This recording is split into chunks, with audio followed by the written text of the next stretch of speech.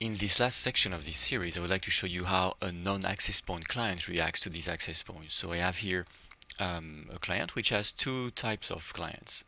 CSSC, the Cisco client, because it's a bit specific, and at the background, an Intel client, which is just a normal client. So as you remember from the previous video, my access point is set here to allow open with EAP, which is going to allow it fast. And I will need to create a profile in CSSC to associate the SSID. As I do so, I need to use the CSSC management utility because I want to allow automatic pack provisioning, and there is no way that the client has a feature to allow this automatic pack provisioning. So I need to use the CSSC management utility to get one box where I can check automatic pack provisioning. So it's a tool by which you can create profiles and push them to your clients. So I'm adding a new network, Wi-Fi type, it's my SSID, it's an authenticating network. Association mode is WPA to AES. I'm using the CMP here. It's a user connection in that example. And I'm using EAP fast. And as I configure it, that one box I want to check is right here. If using packs, allow unauthenticated pack provisioning. Still the same username as on my access point. The external identity pattern doesn't matter, right? That's the outer name that you send, but it's not the real username and password. Okay, let's check it out. I go back to my CSSC client, disable and re-enable the client to reload the configuration file. My SSID is here, and let's try to associate to it. And as you can see, I get through without any problem. Actually, it goes quite fast, but I fail the first time, then I get the pack, then I try second time, and it works. Okay, no doubt it's going to work the same way without the Intel, so there is no problem here actually. The next item I'd like to show you, which is where it gets a little bit less obvious, is if I want to go back on my SSID to network EAP, that is to say allow leap, right? Because we said that network EAP equals leap. So I go back to my SSID, allow network EAP, and remove open authentication with EAP. And if you remember from my access point video, I should be able only to associate using leap and not EAP fast anymore. Okay, same warning, network EAP is leap, fine. When I go back to my client and re-enable it, the client tries to associate, but you'll see I can stay there for hours. It's going to stay stuck at this associating level. Well, say yeah, it's normal because you are using EAP fast and now you're only using leap, so you need to modify your profile. Okay, let's do that. So I go back to my management utility, modify my existing profile, my SSID. I keep the same initial parameters, but at the authentication page, I'm going to state it's leap instead of EAP fast, right here.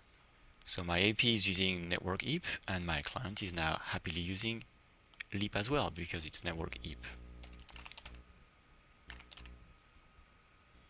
Okay, let's try. I re-enable the client.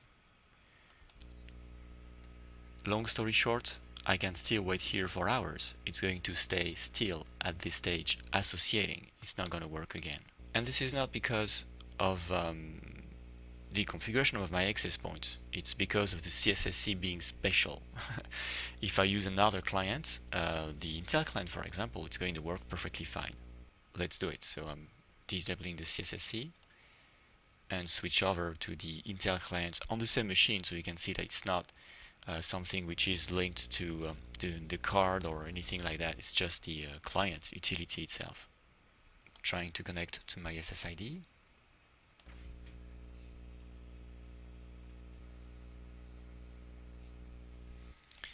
As usual, the client is detecting the encryption mechanism AES-CCMP, but it has no way of knowing what .1x flavor you want to use inside that WPA2 mechanism. So I'm saying it's leap in this case.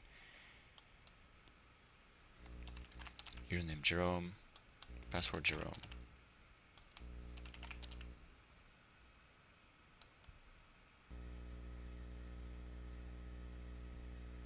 And it works immediately. So CSSC doesn't want to associate with that network EAP, but another client, a non-CSSC client, will do it without any problem. To show you what's going on with the CSSC, in fact, the CSSC is a bit special, temperamental client. It needs to have open with EAP. So if I go back to my AP and set open with EAP and no network EAP,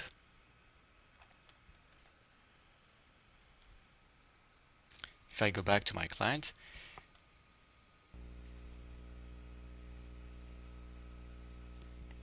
Intel doesn't connect anymore because we are using this time open with EAP, and open with EAP is not LEAP, and here I'm using LEAP. So what I need to do here is to change the profile to tell the Intel client it's going to use EAP fast, and it will work. Whereas if I go to the CSSC, and you remember my CSSC client is still set to use a LEAP on that profile that was not working. So I'm using LEAP with the CSSC, and yet on the access point I'm setting to open with EAP and not with network EAP. And you see straight away the client goes through. And as you can see here, it goes through using LEAP. Confusing, isn't it? Well, you're not alone. Okay, so in summary, this is how it works. When you use a radio link to a Cisco access point, if your client is another Cisco access point, if you want to use LEAP on this link, you need to set network EAP if it's a Cisco access point. If it's a Cisco access point and you want to use EAP fast or PEAP, you need to set open with EAP on the Cisco access point. If your client is CSSC, well, you need to use open with EAP in any case. Open with EAP and open with EAP fast. CSSC doesn't like network EAP, it only likes open with EAP. If it's any other normal client, well, network EAP equals LEAP, and open with EAP equals any other EAP, that is to say EAP fast, PEAP, EAP TLS, etc. If you have a couple of access points at home, I suggest you work on that. You'll see, you get used to it. Okay. I hope it was useful for you. I would like to thank you for watching.